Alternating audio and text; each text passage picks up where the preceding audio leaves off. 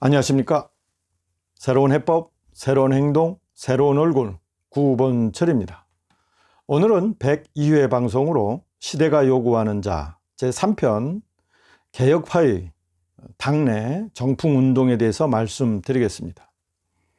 요즘 우파 시민들이 탄핵의 주범 윤석열을 지지하는 현상을 보고 복잡한 생각이 듭니다. 야당에 제대로 된 지도자급이 없다고 저평가되고 있는 오늘의 현상은 이거는 정상이 아닙니다. 이처럼 기존 정치인들이 욕을 먹는 이유는 이익 앞에 친구도 동료도 없기 때문이죠. 그런데 우파 시민들이 만들어가고 있는 윤석열 현상에 대하여 우파 정신의 원칙은 과연 무엇일까? 다시 생각해 본 계기가 되었습니다. 그동안 수없이 많은 시민 활동가들이 주장해왔던 자유와 진실이 사실상 우파를 지탱하는 대원칙이 아니었던가요? 자, 그렇다면 윤석열 총장과 직접적으로 관련된 탄핵 문제는 내중에 우리가 언급하기로 하고, 과거 검찰총장들과 비교해 봤을 때 그가 과연 우파 시민들의 지금과 같은 과분한 지지를 받을 만한 자격이 있는지가 의심스럽지 않습니까? 여러분 과거 김영삼 대통령 아들을 구속했던 중수부장 심계련 검사장, 그리고 김대중 대통령의 두 아들을 구속했던 김가경 검찰총장을 기억하십니까? 이 두 사건은 대통령들이 현직일 때 발생한 일들이었습니다. 이 두 전직 검찰 수뇌부와 비교해 볼 때 과연 윤석열은 지금 문재인의 옷소매나 건들고 있는지 매우 궁금합니다. 월성 1호기 수사는 감사원이 검찰에서 수사하지 않을 수 없도록 아주 상세하게 보고서를 제출했기 때문인데요. 만일에 검찰이 이름에도 불구하고 기소를 하지 않는다? 오히려 검찰이 직무유기로 처벌받게 되어 있습니다. 그 외 여태껏 문재인과 관련된 사안들에 대해서 과연 윤석열이 문재인에게 맞서서 무엇을 과감히 행동을 했는지 묻고 싶습니다. 그가 가진 권한을 진실에 입각해서 제대로 행사하고 있는지 향후에 철저하게 평가해야 합니다. 그와 비교해 본다면 구본철과 개혁파의 투쟁은 우리 우파 정치사의 한 페이지 기록으로 남을 만합니다. 우선 구본철과 개혁파는 세 가지 방향으로 투쟁의 원칙을 세웠습니다. 첫째는 당내 혁신 투쟁입니다. 둘째는 당내 권력 확등을 위한 활동입니다. 셋째는 결사적인 반문재인 투쟁입니다. 이번 시간에는 첫 번째 당내 혁신 투쟁 역사에 대해서 말씀드리겠습니다. 개혁파가 진행한 당내 혁신 투쟁의 일환으로 2018년 6월에 지금 국민의힘의 전신이죠. 자유한국당의 현역 의원들과 원외 당협위원장들 45명이 재건 비상행동이라는 모임을 결성했습니다. 사실 정치적 투쟁에서 가장 위험하고 어려운 것이 당내 혁신 투쟁입니다. 지도부와 적대적인 정치 세력은 언제든지 합법적으로 퇴출시킬 수 있기 때문이죠. 재건 비상행동은 소위 개파 활동과는 전혀 다른 차원에서 결성되었습니다. 당약 개파 활동은 당의 노선 투쟁에 긍정적인 측면이 있다고들 말씀들 하시죠. 그게 아니라 오로지 자신들의 이익만을 위해서 그동안에 이전 투구를 해왔다는 측면에서 개파 활동은 그리 좋은 평가를 받고 있지는 않습니다. 가장 최악은 친이와 친박의 투쟁으로 탄핵이란 참혹한 결과로 마무리되지 않았습니까? 그러나 개파 수장이라 할 만큼 도드라진 사람이 없었던 상황에서 재건 비상행동을 개파 활동이라 말하는 것은 지나친 측면이 있습니다. 이 투쟁의 전면에 누가 나섰는지만 봐도 알 수 있습니다. 당시 당내 혁신 투쟁에는 당시 현역이 아닌 원외 당협위원장들이 나섰습니다.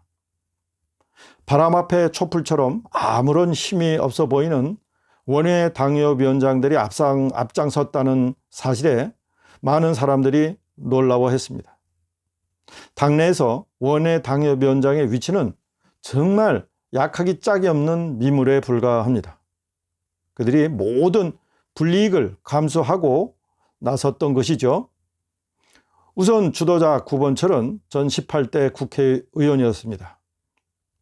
그가 재건 비상행동에서 활동할 당시 그는 원외 당협위원장도 아니었습니다. 잠시 구본철의 정치적 배경을 말씀드리겠습니다. 구본철은 대한민국 최고 ICT 전문가로서 특채 차원에서 이명박 정권 라인에 의해서 공천되었습니다. 구본철은 과거에 정치적으로 친일 인사들과도 친구, 친박과도 친구로 지냈습니다. 지금도 구본철은 친이와 친박 정치인들과 모두 친구로 지내고 있습니다. 하기는 구본철과 함께하는 동지들은 전부 친구가 아니겠습니까? 친구, 프렌드 말이죠. 친이도 아니고 친박도 아닌 친구. 구본철과 함께한 개혁파 멤버들도 특별한 계파성을 가진 사람들이 아니었습니다. 그러나 모두가 탄핵에 반대했다는 점에는 공통점이 있었죠. 이렇듯 특별한 계파성을 띠지 않고 시작한 개혁파의 재건 비상행동은 한마디로 그동안 겪어보지 못한 파격적인 방법으로 진행되었습니다. 그 당시 탄핵 이후 치러진 2017년 대통령 선거와 2018년 지방선거 대참패가 있었지 않습니까? 이에 대해서 당내 쇄신 운동이 필요했던 때였습니다. 그때가 홍준표 당대표 시절이었는데요. 재건 비상행동이 활동을 개시하자마자 홍준표 당대표가 바로 사퇴했습니다. 그런데 홍 대표가 사퇴한 후 당은 탄핵 찬성파들 중에서도 복당파들이 당권을 쥐게 되었고 또 그들이 주류가 되는 기현상이 발생했습니다.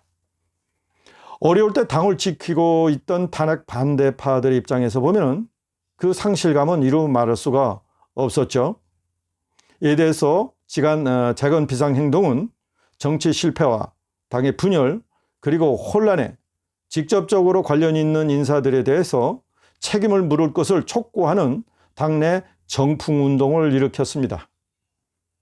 이 과정에서 재건 비상행동은 단순히 탄핵 찬성파나 복당파들에게만 책임을 추궁한 것이 아닙니다. 개혁파가 제시했던 책임을 져야 할 대상자들의 기준으로서 첫째, 홍준표 전 대표 체제의 당권농단에 공동 책임이 있는 인사. 둘째, 대통령 탄핵 전후로 보수 분열에 주도적 책임이 있는 인사. 셋째, 친박 권력에 기대서 당내 전횡으로 민심 위반에 책임이 있는 인사. 넷째, 박근혜 정부 실패에 공동 책임 있는 인사 등 네 영역으로 구분하여서 쇄신 대상 명단을 발표했죠. 정풍 대상 명단을 발표하자 하면서 이제 구본철이 대표로 삭발의 시효를 보여주기도 했습니다. 여기서 1차로 쇄신 대상 명단 16명을 발표했는데 그해 10월 초에 이제 발표를 했죠. 자, 발표하자마자 당이 긴장하기 시작했습니다. 결국 김병준 비대위원장이 들어와서 그 16명 중 13명에 대해서 당협위원장직 박탈 등 조치를 취했죠. 물론 김병준 비대위원장을 면담하기도 하면서 당내 혁신 투쟁 기구로서 인정을 받기도 했습니다. 지금 같아서는 지난번 총선 공천 실패에 대하여 엄정한 징계를 촉구해야 했지만 사실상 비대위가 설치되면서 그 책임을 묻는 역할이 비대위로 넘어간 측면이 있습니다. 당내 쇄신 운동이 어느 정도 가닥이 잡히자 당내 새로운 권력 창출을 위해 당시에 6명의 당내 지도자급들을 이제 초빙해서 재건 비상 행동을 우파 재건 회의로 변경해 활동을 이어갔습니다. 당내 새로운 권력 창출을 위한 노력에 대해서는 다음 시간에 구체적으로 말씀드리겠습니다. 재건 비상 행동을 구성하고 오래간 만에 당내 정풍 운동을 일으킨 우리 개혁파는 당의 쇄신을 위한 소금과도 같은 존재였습니다. 이러한 당내 혁신운동의 기억은 아직도 당내 여운으로 남아 있습니다. 지금이라도 당이 재방향으로 가지 않고 방황한다면 언제든지 혁신의 깃발을 다시 들 준비는 되어 있습니다. 오늘은 여기까지 하겠습니다. 정치변혁, 제도변혁, 동맹변혁 9번철이었습니다. 감사합니다.